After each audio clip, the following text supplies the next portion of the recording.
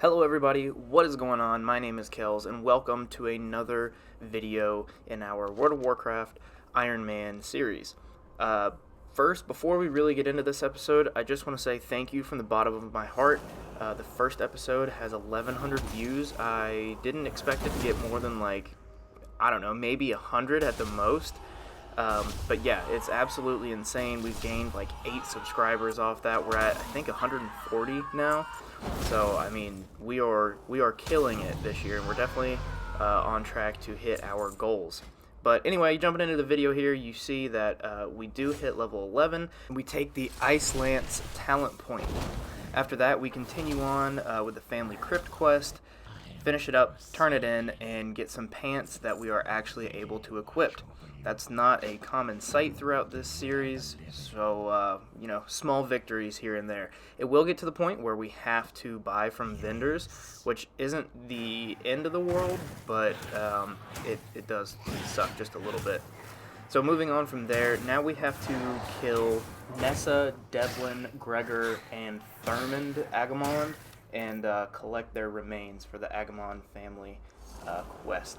I remember this part, especially in Classic and Wrath, like, this really sucked because, as you can see, like, the mobs are so densely packed, and it really sucks. But here, you see, we found another rare, which is always nice, and that rare happened to drop a bag, so that is an extra bonus for us. Because I don't really want to buy bags unless we have to, so every time we find a rare, I am taking advantage of that. After we kill Nessa here, you can see that we actually find another rare mob, which is pretty nice because they give us bonus XP and also better gear. I think this one gave us like some pants, yeah, some green pants. I think they were leather though, so we can't wear them anyway. But then we make our way up to Gregor and Thurmond.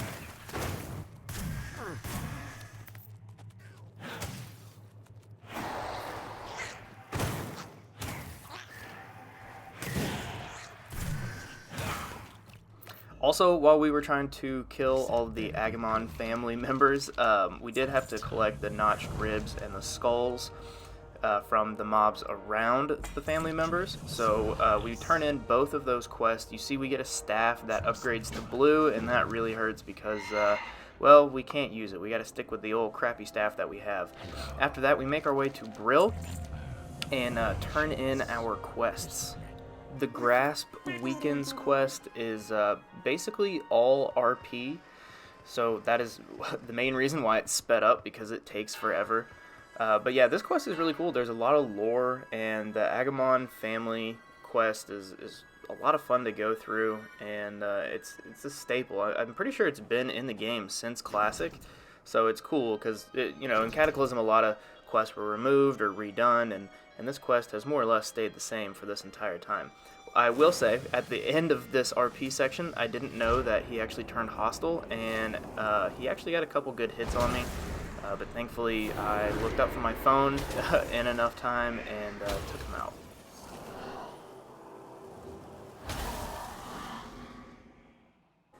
Now that we're turning in this quest, we actually get a chest piece that we can wear, finally, and we also match the pants that we got earlier, so we're looking super snazzy. Now we're going to go down to the fork right before you get to Undercity and accept this quest. All you got to do is bring, I think it's 6 bat wings back to the lady. Unfortunately, the shoes are not better than what we have currently equipped. Which isn't the end of the world, but it does suck that we're not getting an upgrade, but, you know, I will take the XP where I can get it. As you can see, we dinged level 12, and I decided to take the Frost Rune talent point. I've never played Frost Mage. I think I mentioned that in episode 1, so I just kind of wanted to try out different talents and things that I've never used before. Here you can see the Frost Rune talent in action. As long as we're standing within the rune, we do, I think it's 20% more damage, which is awesome. So we come up to the top of the hill here, we kill more zealots and some friars, and then we move on to collecting bear guts.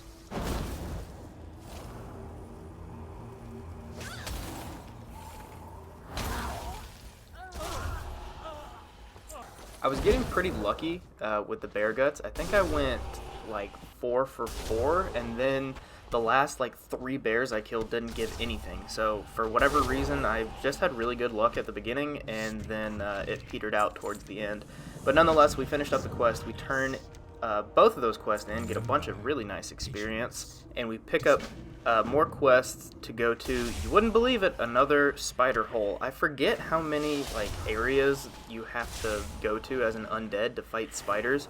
I think I mentioned this last episode too, but I hate spiders, or at least I did when I was younger. So I know like all of these areas really creep me out as a middle schooler for sure. This quest took a lot longer, obviously, than I made it out to. It took like 10 minutes for everything to drop, which kind of sucked, but we throw up our rune here and we take out the rare spider as well to get another decent chunk of XP. The rare spider dropped some really nice green cloth leggings, but we're just going to have to sell those, unfortunately. Now we got to move down to the camp down here, talk to the lieutenant, where none other than Lillian Voss shows back up. And this quest I also remember from way back in the day. You got to take Lillian up to this ridge here with all the different Scarlet Defenders and warriors and whatnot. And basically, as soon as you attack them, she just jumps on their face and kills them, kind of like she did the last guy in the first episode, until we actually meet her father. I paid a little bit of attention to the lore in this quest. I wasn't just trying to like run through it, and I never realized that you meet her father, which I'm sure a lot of you are like, oh, really? You just never paid attention? But yeah, a lot of the time that I've played WoW, I kind of have glossed over the lore, which is like the most important part, really. On some of my other characters, I've really sat down and paid attention, but I've never made an undead character and like read all the quests or anything like that. Anyway, we take out all of those guys, and then we move in to another RP section here with Lillian and her father.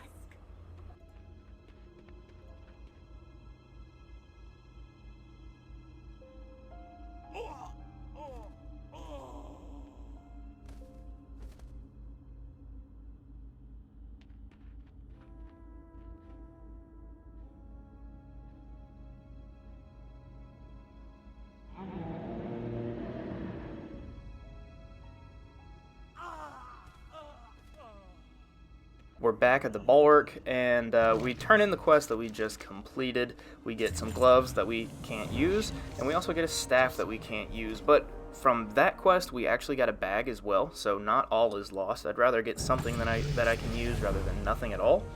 So that's pretty nice. We also ding level 13. I go ahead and choose to take the Blizzard talent, which I did this episode in 2 different recordings. So I forgot that I did the Blizzard talent, and the next day when I started playing, I actually streamed it on Twitch, which I'll leave my Twitch in the description if you want to see that.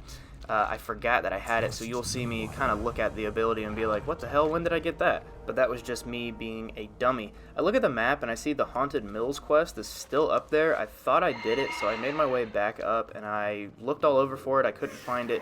So I go into the family crypt, and I'm thinking maybe there's a NPC down here that will give me the quest, or one of the mobs I kill, I can pick up a quest item or something like that. But as you can see right here, I started getting a little nervous because of how densely packed the crypt actually is. And I pull pretty much everything in this bottom room here, and I didn't realize I was already at half health. So I freaked out, and I just kind of aborted that mission. So maybe I'll go back at a later time and see if that quest is actually there, or if it's actually just kind of glitched out or something like that. Next, we're moving on to Silverpine Forest. This was an area I didn't really want to do because, in my opinion, it's kind of boring. I have done the lore, or read the lore, I should say, for this area, but it's a lot of RP, so you'll see a lot of sped up parts coming up in the next 10 minutes or so. But the more I started to think about it, the more I started to realize this is a smart area, at least early on, for me to go to, because it's a lot of basically free XP. There obviously are regular quests where you know, gather and kill quests and stuff like that, but it's a lot of RP, so I can gain a lot of quote-unquote free XP from some of these quests.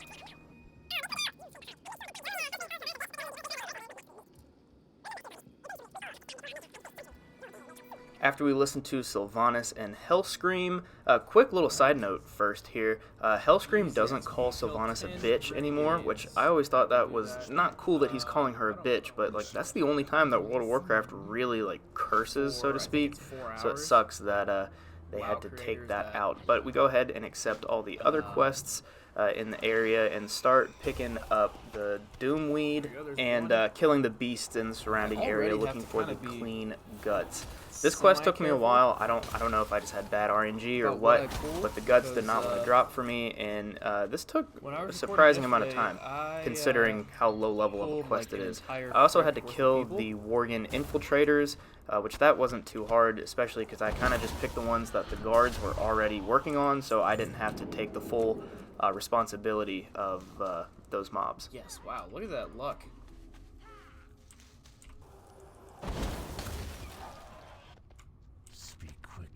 Oh. Victory for some. We're back at the quest hub, and I'm turning everything in. And as we turn in the last quest, we ding level 14. I decided to take the invisibility talent because if we get into a situation where we need to dip out, that's the perfect early level talent for us to pick, so we can kind of avoid death. This next quest here is where you have to get on the bat and you have to kill all the murlocs. Again, another one of those quests that's super easy to do, and there's literally no chance of you dying. So you just have to ride it out, kill the murlocs, and collect the XP.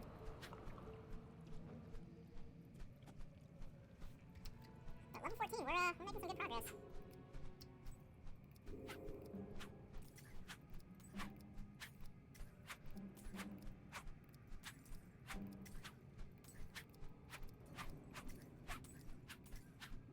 Oh, I need 50, not 40. Alright, well, that should be good. Excellent. Super easy. Super easy.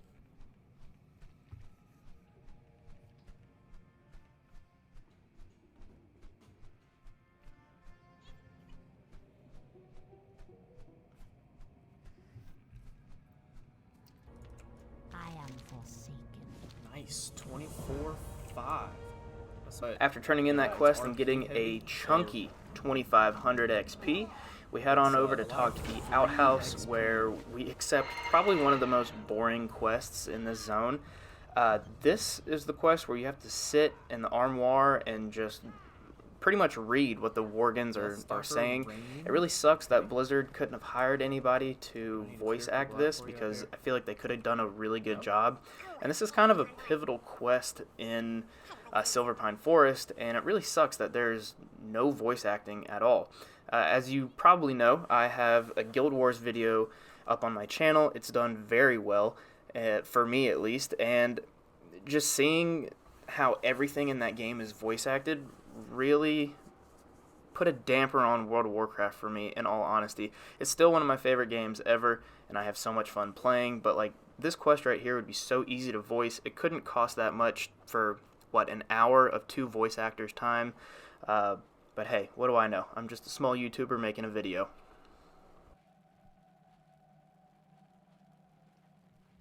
Nope. I found her. It sucks that this isn't voice acted. It can't be that expensive when you're I don't think Blizzard's a billion-dollar company. You have enough money to hire a voice actor. Come on.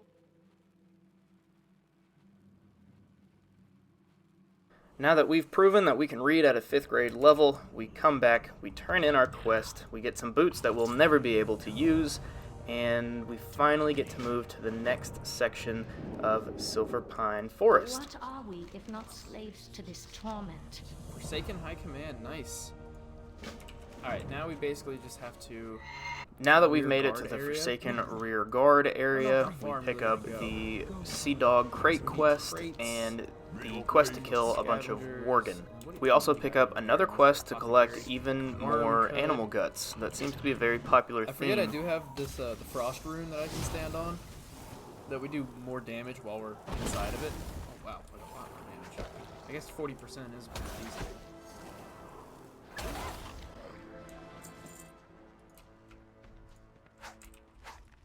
There's the 2 big spooky guys decide they want to fight us. We pop invisibility and then we blink our happy app. Okay, I pulled something. Okay, I pulled something else. Okay, worry about this one first.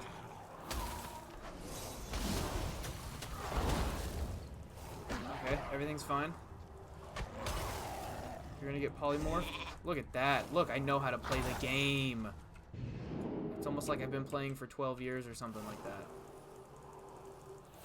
Too bad you didn't get a good look at it because old Ding Dong here had all those crates stacked.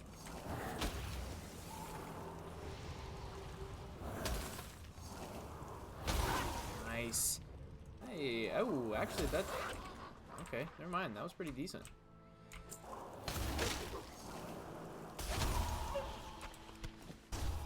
Oh. Look at that. What do you need? Strength. 2,000. Oh, bracers. So nice. Look at that. Level 15. Loktar. Now we gotta go. Trust no one. Okay, yeah. Use the mutant bush chicken to kill the forest Eden. And we're gonna do this. And then we're gonna pull them.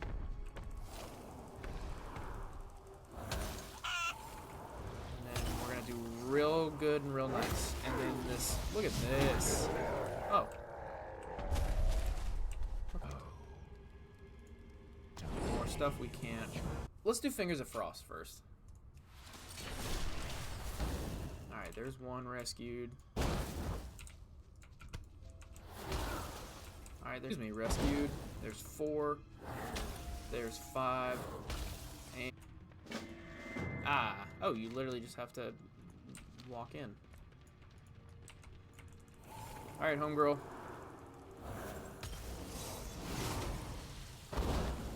The odds are stacked against you, lady.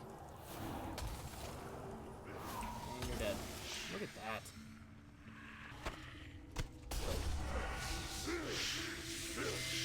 After killing a bunch of spiders and saving the orc sea dogs, we come back, turn in a bunch of our quests, and I see that we're super close to leveling up, so I decided to just start killing some stuff around the area. Oh god. Look at that. Level 16 arcane warding. And go ahead and apply. I've no time for games. What joy is there in this curse?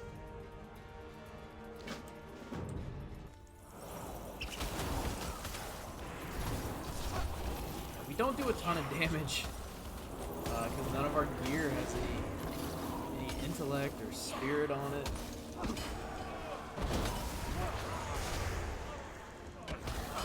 Oh no. Easy killer.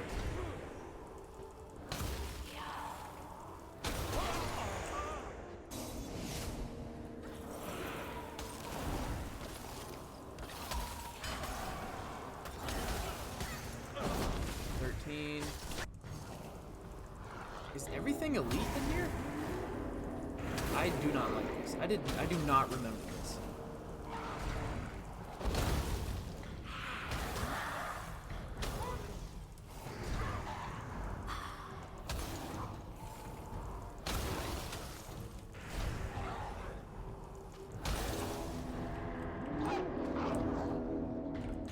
This castle definitely made me nervous because of all the elites. Even though we had the Valkyrie with us, I still didn't want to die to something as stupid as that.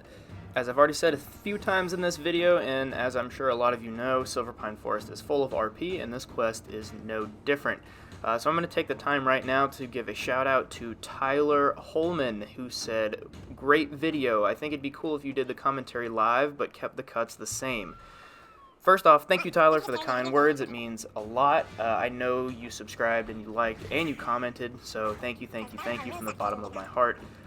So yeah, I think that's how episode 3 is going to go. I'm going to live stream it and just cut up the live stream, and hopefully it'll sound a little less awkward than the first episode. I think this episode sounds a little less awkward, but I don't know. You guys tell me in the comments below.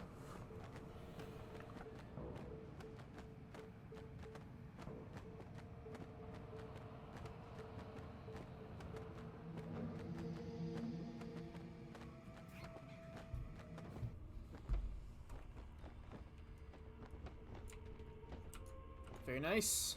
I've no time for games. What are we if not slaves to this torment? Okay, we will accompany Lady Sylvanas, and then that'll be it. Here is the final escort quest of the video, and after that, this is going to be it for episode 2.